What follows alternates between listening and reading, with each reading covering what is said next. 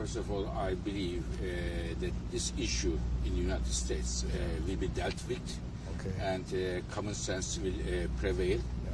And I don't see a major risk there for the global oil markets. But of course, oil markets are always involved with risks.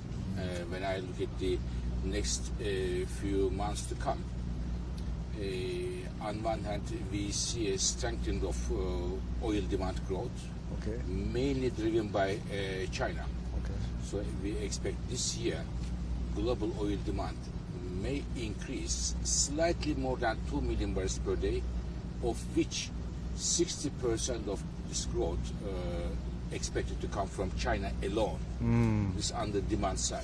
Okay, which could make for a more difficult winter in Europe, which we'll get to in just a bit, and we'll talk more about China more in just a little bit as well. But just to follow up on the U.S. debt default question, how prepared are energy markets, if at all, if indeed there is a default? If there is a default, it could have an impact, of course, on the U.S. economy and therefore on the global economy.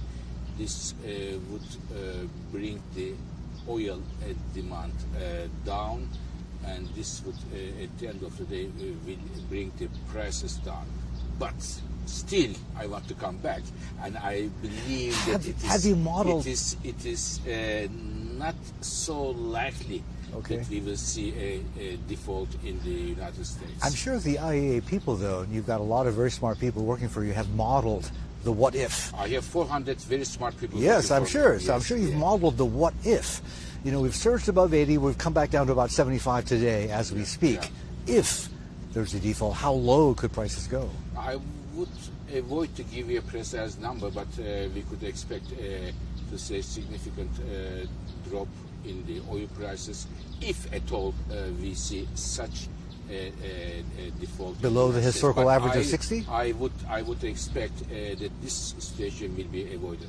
Okay, below the historical average of 60? I think we will see a significant drop in the current oil prices.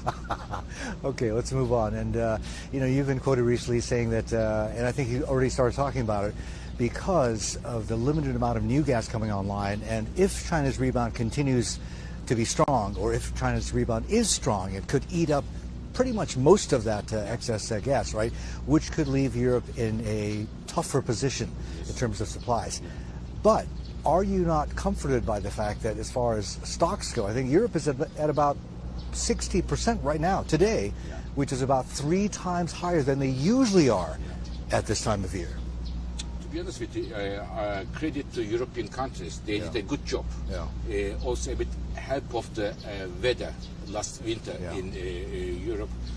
Think about this. European economy was modeled on a cheap, abundant Russian gas. Decades and decades.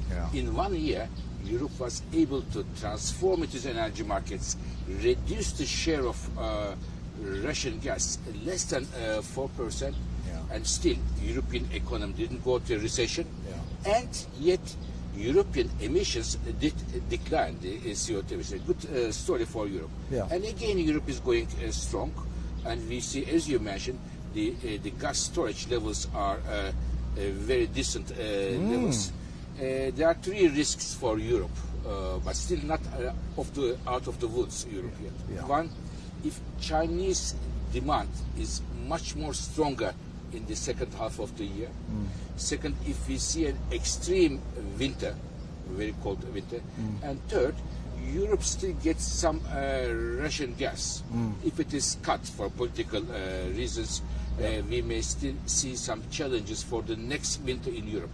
But having said that, when I look at the 24th of February last year, when there was the invasion of Ukraine by Russia, I could easily say that Russia played the energy card, but it failed.